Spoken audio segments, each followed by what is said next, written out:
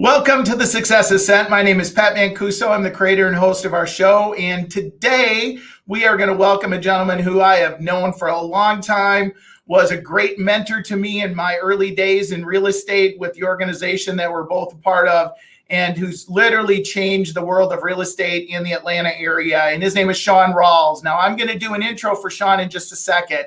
However, I do want to remind you, great place to subscribe to our podcast and get updates is www.thesuccess.com, or you can subscribe at your favorite podcast source. So let me introduce Shaun. And we already talked about he doesn't want me to do the formal intro, the big, handwritten disclosure. However, I'm going to share a few things that I think are really important.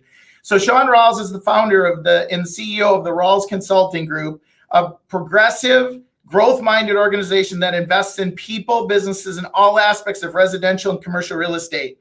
Shaun is also a highly sought-after national speaker and author of his upcoming book on living an effortless life. And thank goodness I said that the right way. And scheduled for publication. Actually, I think we talked, it's coming out in early May. He'll give us more specifics on that. In the book, Shaun talks about when you're ready to throw your hands up, give in, give up, and say F it, that he's got a renewed meaning and purpose for the term mindset. I'm going to want to hear a lot about that. He also, it is by giving the reader a breakthrough transformational process to take action over giving up or giving in. Shaun has spent 25 years working in real estate, built an organization that was the #1 residential real estate team and firm in the Atlanta area.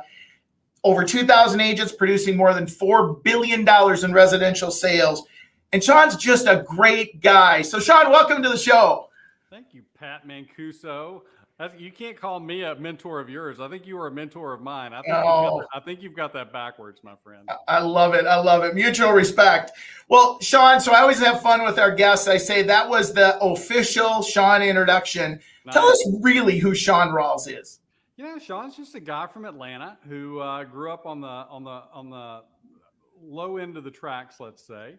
I've always lived in Atlanta. I've never lived anywhere else, which is kind of an interesting and fun fact for me. I went to school at Georgia Tech, and when I was there, I decided I wanted to get my real estate license, and I loved the material. I loved it so much, I thought I would go into the real estate business and not get a real job, as people said. And the rest is history. I ended up working at different real estate companies. Keller found me once upon a time in 1999. And I opened the first Keller Williams office in Atlanta. And as you mentioned, we grew that to be the #1 real estate company in the state, basically. And it was an amazing and fun and gratifying run. And it wouldn't have happened if I wasn't surrounded by people like you and a lot of the people that truly were our mentors. So and now I've stepped out of operations. I don't have a job or a title or any responsibility with the real estate offices, but I still own my portions of them, and I'm living a great life, and I'm living the life that I chose to live, and it's been a fun ride. And you learn a lot, and you learn about it a lot about yourself, and you learn a lot about the people around you when you make tough choices in life. So that's that. Well, that's pretty cool, Shaun. Well, there's a couple things. First, though, one thing you and I have in common is I started the first Keller Williams franchise in the state of Minnesota. You, the first one in Atlanta. So that's pretty cool. It is cool. The other thing that we have in common, which we talked about a little bit, is, the organization that we grew up in, became a part of. There was so much that we learned and we were taught. And frankly, we're probably sheepish about, how much knowledge and experience that was gained from that. And so I know that'll come up in our journey. So let's talk a little bit about, the Success Ascent is about the trajectory upwards. We know that there's a, step backwards, maybe sideways. So let's talk about your journey in building that real estate business first. Like, tell me what caused you to go into that leadership position and start building massively? It's interesting. It was, I was at a point in my business, I was with another company, and I was at a point in my business where I really felt like there was something more than was being offered. And I was toying with the idea of opening my own firm in Atlanta at the time and trying to figure out what niche wasn't tapped for realtors. And something was stirring in me. And in the process, I'd gotten an offer to be the broker of a large traditional real estate company on the luxury side here in Atlanta. And I started interviewing with them. And about that time, I was introduced to a guy who owned the region for Georgia, Alabama, and Tennessee by the name of Bob. And he called me, cold called me, basically. I was told he was going to call, but he cold called me and said, "Do you have time for lunch?" And I was like, "I've got like 30 minutes. I'll meet you fast. I'm super busy. I really don't have time for this, but I'll sit down with you." And we sat down for lunch for my 30-minute lunch, and it lasted 6 hours. Oh my. And, at the end of that 6 hours, I thought, if half of what this guy is telling me is true, I think this company's onto something, because I feel like they really addressed some things that I probably knew and was stirring about inside, but hadn't really put in and connected the dots in the way that I thought they had. And they had a couple of things that I hadn't thought of. And I thought, this is amazing. And so what happened is I just got really passionate about the opportunity and what it would bring to the Atlanta area from a real estate standpoint, potentially. And the leadership thing, it kind of happened. I always knew I wanted to lead. I always felt like a leader. When I was in a classroom, I always envisioned myself at the front of the classroom. So I think leadership was a natural thing for me, but it was the position I stepped into. It was kind of the obvious thing. If I wanted to do this, it had to be me.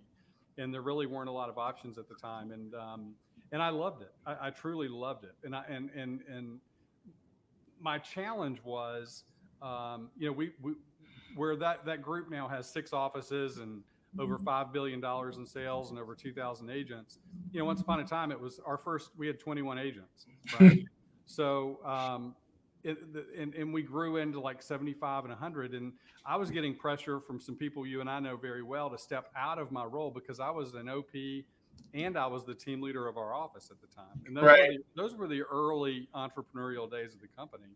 And everybody said, "You've got to get out and you need to grow more." And I was like, I don't want to grow more until I feel like I've mastered what I've got. I want to know exactly what I'm doing when I do the second one. I want to take all the guesswork out of it. And I was a little frightened, as I think entrepreneurs are, with leverage. And I didn't, I really was a little skeptical about letting go of the reins and letting somebody else have the reins somewhere else. But ultimately push came to shove, and that's exactly what I had to do. And it was the best thing that ever happened to me, because learning to succeed through others was the first and probably one of the most important lessons I had to learn as a young business owner. I was 29 years old. Right. And it was a huge lesson for me. So when you were going through that and you had to make that decision to leverage, because one of the things in coaching and consulting entrepreneurs, and I know you know this, and yet I want to pull it out of you, what forced you to get to the point of realizing the leverage piece? Because we know it, we intuitively know it, and yet we struggle with it. Like, entrepreneurs struggle to let it go. So what do you think caused you to finally realize or have that realization? I think the environment we were in did.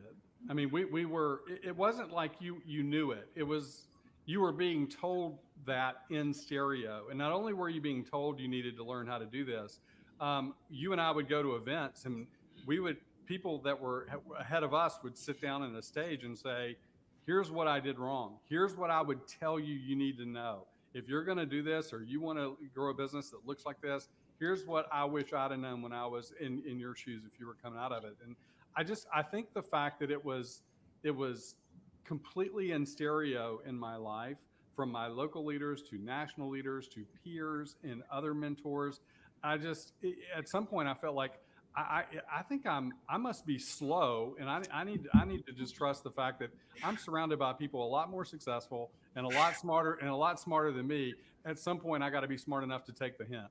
Yeah, and then you some amazing leaders. I mean, just absolutely amazing leaders. And so let me ask you this: what surprised you, or were you surprised about anything within that journey of growth? Like, was there anything that, like, you went, "Whoa, I didn't expect that"? I think, wow, where do you even start with the surprises, right? I think I could probably rattle off a list off the top of my head without trying to get conversational. I would say, so when you say surprises, what surprised me?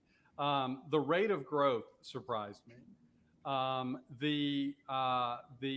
The tactics, the defensive and not so ethical tactics of your friendly competitors in the industry surprised me.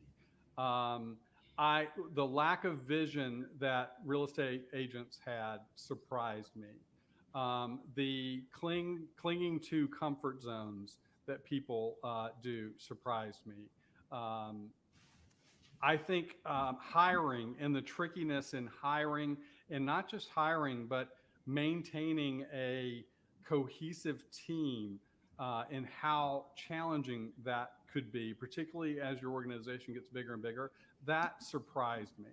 I think my realizing and looking at my own comfort zones in my own, and just like the leverage piece we just talked about, that's probably one of many where you're kind of confronted with your own limited beliefs, Right.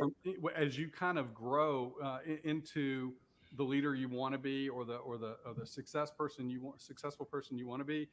There are just going to be days where you're standing in front of the mirror looking at somebody that, oh my God, I can't believe that's the guy I'm looking at. And I can't believe he thinks like that. And how long have I been behaving this way with such a limited mindset? And I think they say when the student's ready, the teacher will appear. And I think we're supposed to do things in a guy you and I both know by the name of Rick Hale, who's one of my favorite people on the planet. Yep. He and I have been confidants from day one.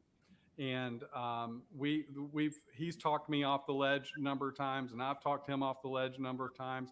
But one conversation we had in particular, I called him, I was complaining about something, one of these limiting belief things where I was frustrated about what I was figuring out. And he said, look, man, don't beat yourself up. He said, we don't get it right by getting it right. And I never forgot that, because you do realize that I think screwing up is the best teacher. I mean, we can be told by the best gurus, right? We can be given the best books, we can be shown the best films, we can do whatever, but until we scrape our knee on the pavement and really know what it feels like to sting like that, right? Do we not want to do that again? And I think we have to, I think the people around us, including our parents, they're supposed to make sure we don't die, right? They're not supposed to keep us from feeling pain or frustration or regret, or that's how we learn. And so I think that for me, there were just so many ahas personally that get reflected back at you in what you say and think, but also in the people around you. And if you want your people to behave differently, if you want your employees to think more entrepreneurially or more own their jobs more, if you want your agents to think more business wise, then, as our guy used to say, you got to step up your game, because they're not going to do that unless they're learning from you. Right. So in your journey, if you had to do it all over again in building the businesses, well, I mean, there's probably many things you might do differently, but what would be a couple that, would share if you were consulting somebody and they said, hey, Shaun, what would you do differently if you had to do it all over again? How would you respond to that question? I think I would trust myself more, and I think I would bet on myself more. I think there was, looking back, I think if I were to go back and change anything, I probably would have changed. I think I'm one of those people that I believe in you more than you believe in you. Yeah. And I really wouldn't change that about myself, but it does have some blind spots, right? Right. And the blind spots that show up with that for me have been, I believe if I make you a partner in this and you sitting at the table with me as an owner investor, and I give up some of what I have the right to have for you to sit at that table, that you're going to be amazing. And I don't think I was very optimistic on the front end, because I was one for all for one. I was the ultimate three musketeer for everything we did. And I was ready. I wanted to include everybody. I wanted everybody on this journey, to the event that I bet on other people more than I bet on myself in certain situations financially. And I probably should have really been clear about my motto, where I put some more pressure on myself Yep. and gave less responsibilities to some other people, because I think I would have built the same business, but probably done it in a way that I would have had a few less regrets along the way. But that's a negligible. It's not like Yeah. something horrible happened. But looking back, I probably would have squeezed a little bit more, and gotten a little bit more uncomfortable and taken on gotten a little bit, spent a little bit more cash or taken a little bit more risk in Yep. places instead of spreading it out Right. to make it a little bit more comfortable. I should have lived in discomfort a little bit more in certain areas. Well, and there's two things that come from that. Obviously, you believe the best in people, right? And so you want to create opportunities. And then the other thing was, I mean, that at that time when we were, the opportunities were put in front of us, that was kind of the model that we were suggested was the model for maximum growth at the time. And what we've experienced and learned over time is maybe it wasn't the absolute best way to do it. So that makes sense. So I want to ask you a couple more questions on your journey. Then we're going to shift to this book thing, because I'm just so excited for you in your book. So as you were you decided, okay, it's time for me to go in a different direction, right? And decide, reinvent yourself, if you may, because that's what we all do, right? We go to a point, it's time to reinvent ourselves. We're passionate. We poured it all in, and now we move to a new opportunity. Like, what was your thinking and defining moment around that? Like, what caused you to go, you know what, I'm ready to reinvent? It's funny, in the book I write, I was ready for some big changes in my life. The problem that I had was I had no idea that I was. And so I had had some issues personally, and but I just disregarded them over time, and they were little issues that grew into big issues. And I figured, you know what, if I can make my businesses great, and I can walk out the door every morning and focus on my business, and I can be a great dad to two boys, then all my boats will float.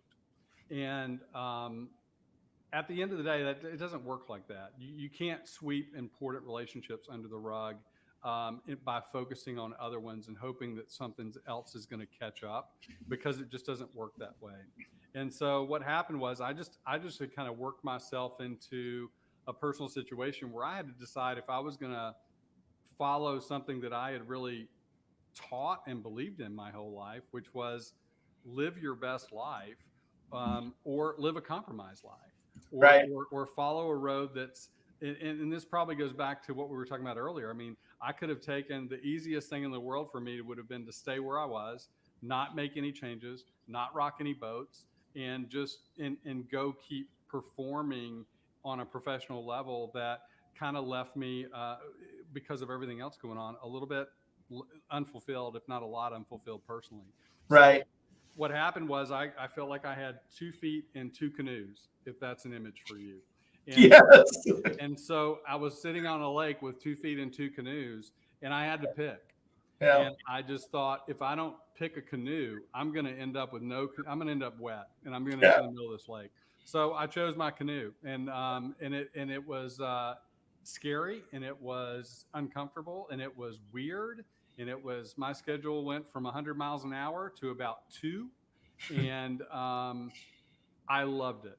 Yeah. And it was with everything going on in my life, it was such an opportunity for me to kind of go in and just kind of listen and observe and just float. One of my chapters in my book is the F words is float, and it's the power of doing nothing. And I think if you're an entrepreneur at all, and anybody listening to the show, I'm sure is, we're hardwired to go. We're hardwired to make things happen. We are uncomfortable with quiet, and we are uncomfortable with static noise. And I think there's such a power and sometimes we're pushing on the door that's meant to be pulled, and we're pushing so hard that if we would just step back and take in our environment and just listen or wait, that door will open for you. and it's the universe is always at play, and it's kind of always running in the background like a good computer app.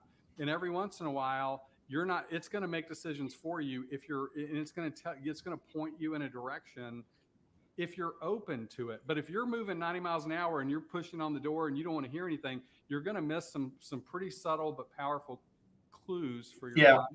And that's what people need to listen to.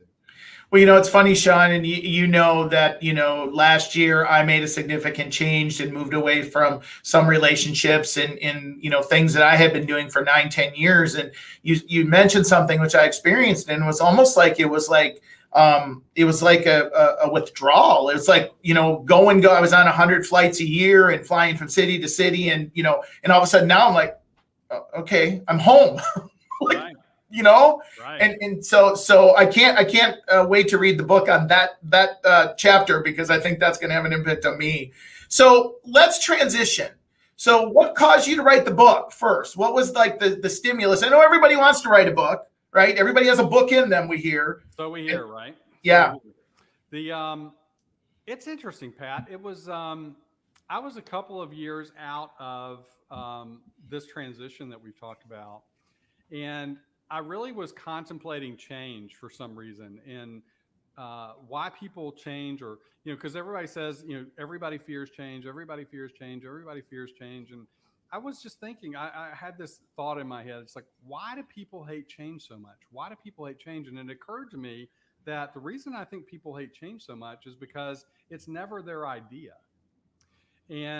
But if you're at work, like you and I have been a leader at the office, and if you and I have an idea that we want to bring to our office or our agents, we're pretty excited about it. Right. Right. Now, and then we have the meeting with the staff and we go, I can't wait to tell you guys, I've got this idea. We're going to change the way we process and we do. We're more efficient and and everybody else goes, oh, shit. We don't want to do that. Yeah, exactly. And so, and it's because it's not their idea. And even though they're going to love it, their initial thing is, that's my comfort zone you're messing with. I like the way it works. And so the more I thought about that, the more I said, really, most people get to great change in their life by saying, F it. Yeah. By going, F it, I'm out of here, or F it, I give up, I give in. And the problem is, in most contexts, when we get to a point of frustration or whatever it is where we say F it, we are giving up to something, or we're giving in to something or someone. And that's kind of, and whether it's good for us or not, that's how a lot of people back themselves into change. So I thought, what if F it wasn't a bad word? What if F it was a good word? What if it was a constructive word? What if it was a word, when you said F it, it wasn't the word that we all think of typically? What if it was a different word? What if it was a bunch of different words? And what if they were words that could truly help you come about change proactively and constructively for your life, that's based on passion, what you truly, truly want for yourself? And then how does that happen? And that's kind of how it happened. And I'll tell you, it's an interesting story. You probably remember this, but once upon a time, Gary Keller introduced a drawing for us. He was notorious for drawings, right? I think if he could still use the Elmo all the time, he would. He would. Yeah. So one of the best things I ever saw him draw in an Elmo, but it felt like a math problem that still needed to be solved for me. But he drew a triangle, and it was a pendulum. And he said, so if you have a pendulum, it swings this way and this way. And what he said is, what he drew is everything down in the middle of that, where the pendulum kind of settles, that's normal. And everything outside of that, from left to right, that's where all the chaos happens. And he said, this is where it's where the magic happens. Outside of the comfort zone and normal, this is where the magic happens. Do you remember that? I do. Okay, so I had that fixated in my head. And one night I woke up in the middle of the night and I thought, I've solved the problem. And what was missing from that with me was, it's not both sides of the same chaos. We have negative chaos, right? And we have positive chaos, because we have chaos in our life that when we're going through it, we just feel like the hockey puck and we're just getting smacked around, whether it's, an unhappy agent or the real estate commission or the IRS or an attorney that thinks that they are going to solve a problem for somebody, or somebody's leaving today, or somebody's not coming, or a closing blew up and it's a big client. There's all this stuff where we just have, or, our kid is sick and we had an important appointment. There's negative chaos that's just, it wears us out and it drags over time. And sometimes it's a fireball and sometimes it's a rust out, but it creates these negative emotions that lead to what I call F it. And then we have the positive side of it where we feel like we're flying with a tailwind everywhere we go. We should, Right. This feels great. I love this person I hired. This person's energy is great. I had the best meeting. I taught the best class in Minneapolis today. There was 350 people and everybody just was all in, and it was the best, energy transfer I've ever been a part of. And that's positive chaos. And we all know what positive, and we're just in love, right? You fall in love. That's positive chaos like nobody's ever known. And those are all great things, but we have to realize that chaos isn't chaos. There is negative chaos and there's positive chaos, and we have to separate the two. So I wrote this book so that people could look at their life and go, where am I settling? And where am I unhappy in my life? And what do I need to do about it to make sure that I get out of this and don't just get sucked into living in a consolation prize life when I can be fighting for a life that's truly of my choosing and design? And that's kind of the premise of the book. It's, I talk early in it that, one of the great things about the human species is we are the most adaptable species on the planet. Right. And we say that with a lot of pride, but the problem is we don't always use that superpower for good. We adapt to poor finances, poor jobs, poor relationships, unfulfilling friendships and lifestyles and religions, or whatever it looks like, because we adapt. We love people and we just adapt. And I've always told my kids, just give me a stick and I'll beat you with it. I don't care how big it is or how small it is. I will win. I will hit the ball farther. I will do it. Right. I can adapt to that equipment, but we have to learn to adapt to things that are better than ideal, not less than ideal for us. Because I think a lot of people think adapting just means settling. And I think a lot of people have kind of learned to do that in their life without even really observing it or thinking about it or putting it under a microscope long enough to go, hey, I'm better than that. Yeah. Yeah. The potential that we all have is way more than we realize. And it, we struggle with it because whether we think we don't deserve it or somebody else told us we didn't deserve it or somebody else around us, there's so much, and we always have more potential, right? We always just have more potential. We do. And it's, one of the things that I mentioned in this book is, our brains do this funny thing, and it tries to protect us, right? Right. So whenever we're approached with something new, if it's a new math problem per se, we bring our old solution to a math problem to the table. So what happens with that for most people is our ego and our brain is helping us look at the world through a lens of, if something similar comes to us at 40 years old, and the last time that the last significant time that feeling came up, we were 8. Right. We're facing a 40-year-old problem with an 8-year-old reaction internally, because we never grow up from that, because our brain wants to keep us safe. Absolutely. And we have to realize that it hasn't matured like we have, and we have to realize that that's a piece of us. That's not who we are. Well, I want to acknowledge you because you helped me today discover an aha. So when you said that we fight change because it's not ours, I don't know if you've ever done this. You're driving down the road and you drive down this road all the time and you see road closed sign and you don't believe it. So you go around the sign. You've done that, right? I've done it. We're realtors. That's what we do it for a living. Like now I know the reason I go around it is because I didn't put the sign there. That's it's so somebody true. else's change. I That's love so it. true. I love it. Oh my gosh, that's a great aha for me. So, talk to me about the biggest obstacles in your journey that you've experienced. I know we talked a little bit about one, which was leverage, but you mentioned when we started about growth. Tell me about that.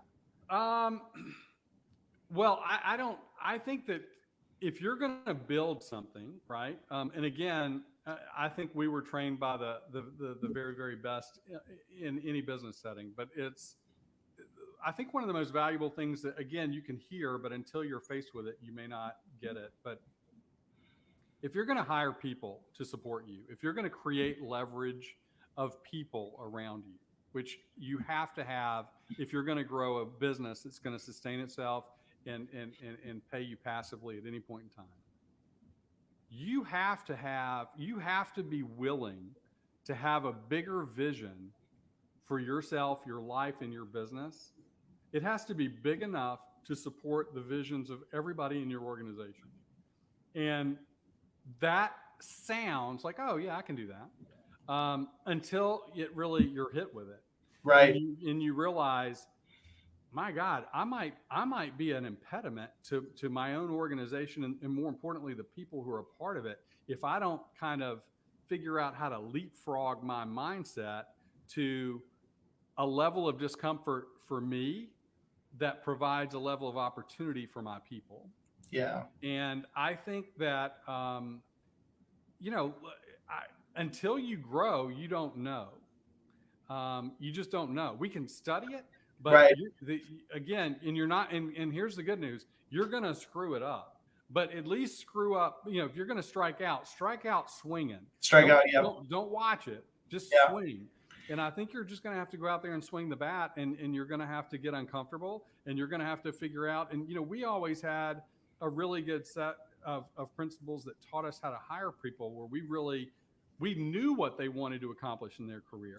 So before we hired them, we had to check ourselves and go, wow, this person really, they want to be in my shoes in a few years. Am I okay with that? And am I able to think big enough to where if they're really good, would I give them my shoes and go find some other shoes for me to stand in?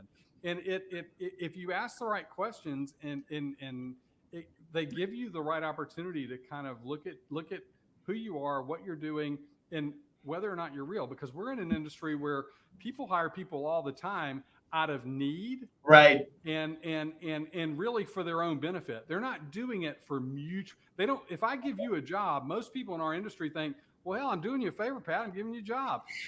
Instead of going, if you take this job, you are going to be you're going to bless my life and my business more than you'll ever know. Right. I owe you a debt of gratitude, and I want to create fertile soil for you to grow in. This is a two-way street, and I am so grateful that you would even consider this job for me. But I promise you, if you'll take it, we will be partners, and you will always feel like you're working with someone, never for someone.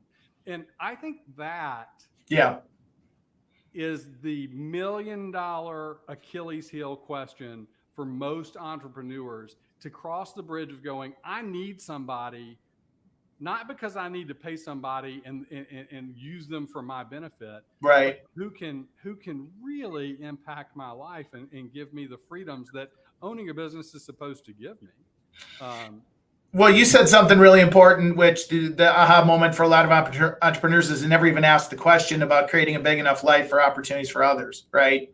And so I love that. So last thing on the book, and then I'm going to ask you a couple of final questions. The journey of the book, it was supposed to come out last year. Yeah, funny, right? I feel like I've been sitting on a pot of boiling water forever. You know what's interesting? We talked about the universe, right? And sometimes the universe just is running and it's doing its thing, and we're pushing and we're pulling. Pat, if you had any idea how hard I pushed to make May 5th, 2020 happen as a publish date, only to be told time and time again by Simon & Schuster and my publishers that we're not publishing the book this year. And here's why. There's a pandemic. Nobody knows where the world is going. If we let your book publish, we would be doing you a disservice, and we don't even know where the market is. And we have an election following up that's looking like it's going to be fairly heated, and your book's going to get lost. So we're tabling all new authors until next year.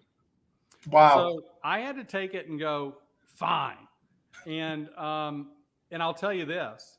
Everybody that has read the advanced copies of this book has said, do you know what a blessing it is to have somebody pick up this book on the back end of this pandemic and having had at least the time in the penalty box that COVID provided to kind of think about their life and be given this gift of a book that really shows them how to make some mindset changes and some strategic changes in their life to get what they want. This is the best time it could have been published. And I think about it all the time. I go, it's a great example of the universe, because if I got my way, it would have gone out fast. Not right. It would have been the wrong time, right book. Now it's the right book, right time. And I have the universe to thank for that.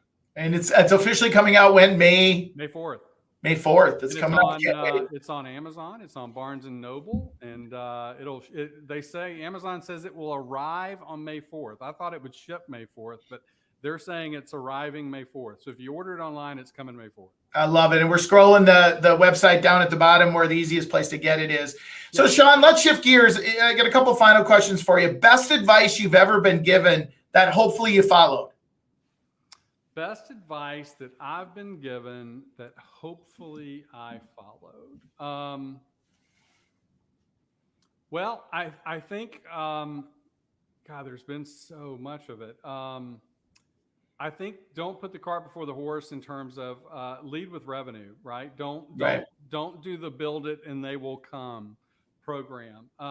Because I think we're caught up in pleasing people too much, and we want all the glitzy stuff that companies flush with money have. And even when we don't have it and we think, well, we'll do that and we'll compete and we'll build it. And that's what's going to attract everybody there. It's go back and revisit Simon Sinek and realize that, it's your why that people buy into, and more than the gadgets and the furniture and everything else. But, I saw a great clip recently of Jeff Bezos when he started Amazon. Mm-hmm. And it was a shot with him. He had hair, and he was sitting in what looked like it might have well have been a storage unit. And he had a whiteboard that had the word Amazon written in like some dry erase marker, and had a couple of notes on it. And he had a computer on a card table, and he was starting his Amazon book business. And I thought, wow, what a great reminder that that's how you get big. You start small and you earn the right to get big. Right. And by the way, if you've not read, for any entrepreneur on this call, and you probably have because you're all into that, but I read his book, Invent and Wander, the new book that came out this year. Okay. Invent and Wander. It's writings by Jeff Bezos, but it is, the first half of the book is every shareholder letter that he's written since like 1996. He writes one every April. And so it's chapter 1 is the first, and it goes through. And Pat, it is a lesson in leadership. It is a lesson in clarity and commitment to who his ideal customer is, which is the customer, nobody else. And he goes unapologetically says, look, we're gonna try a lot of stuff. I'm gonna throw a lot of shit up against the wall. Some of it's gonna stick, some of it's not, and we're going to lose money in places and whatever. And if you're uncomfortable with that, do not invest your money in my company. I mean, it is such the nuggets you'll get from a coaching is wow. Everybody should read that book. Well, that's good. I appreciate that, because I always ask for book recommendation, and now you just put it on the table. Universe Working. Well, I'll give you my own book for the recommendation. Well, that's number 1, and then Bezos is number 2. We'll put him aside right now. Let's flip it upside down. What's the worst advice that you've ever been given that hopefully you didn't follow? And if you did, what did you learn? Worst advice. Worst advice is to get caught up in other people's drama to solve it. And getting on their level and being empathetic and inserting yourself into stuff that really is just an emotional and frivolous tailspin. And I think that, and here's the deal: when you're growing your business, everybody in it has, at times, critical importance to you, right? Because they're comfort food for you and they're a sense of security. It's like I've always said, most people will put up with a mediocre assistant because it's better than not having one. Right. And so they get caught in that trap of, catering to mediocrity. And what happens is and maybe that's probably a better way to put it than emotional or drama. It's just be careful of living with mediocrity, because you, if you make decisions out of fear, they're going to be the wrong decisions. And I will tell you, we've all tested it. Absolutely. We've all made decisions because, gosh, well, if I do that, then I'm going to lose so-and-so, and that might have a trickle effect. So I'm not going to do that. Or I might do it, but I'm not going to do it right now. Or if I'm going to let this person stay in the role until they find another job, or until I find a replacement for them, because I'm fearful of what would happen if they truly left and I didn't have anybody to replace it. Bad move, right? Really right. Hand it off. So I think the don't make decisions out of fear, because I don't know that that's advice anybody's given me, but it's advice I've heard, and I've definitely fallen prey to that. And I think a lot of people have. I just think it's part of the growth process. But I will tell you, as a reminder, we need to hear that a lot, because if you're looking at the matrix of whatever it is and you're going, ooh, that scares me a little, take that off the table and make the decision, because it's probably going to be a better decision. Yeah, it's a scarcity mindset, right? Having I'm more fearful of the consequences versus what, is the real consequences that are in front of me right now. So that's great advice. So I'm going to give you a second to kind of think about a final thought here that I would ask you for. And I just want to thank all of our listeners today, and those of you who be listening on the podcast. Again, we so appreciate you and your support. And www.thesuccessascent.com at Apple or any of your favorite places to subscribe. We definitely want you to go get Shaun's book. I'm going right after we're done so I can have it as soon as it comes out, because apparently I didn't get an advance copy. It's okay. However, I can't wait to read it. So I had to have some fun with you. So give us a final thought to take us away. What would you share other than, go buy the book, which is a great opportunity to grow? What would you share as a final thought? Look, if entrepreneurs or the people that are tuned into this show, and they're smart enough to listen, I would have to say, you have to be you're just going to have to face the music about your own limitations and as an entrepreneur, and the biggest obstacle that's in the way of you being a superstar who has winged it their whole life based on your charisma, your good looks, your connections, your energy, your enthusiasm. That's only going to get you so far, and it can get you very far.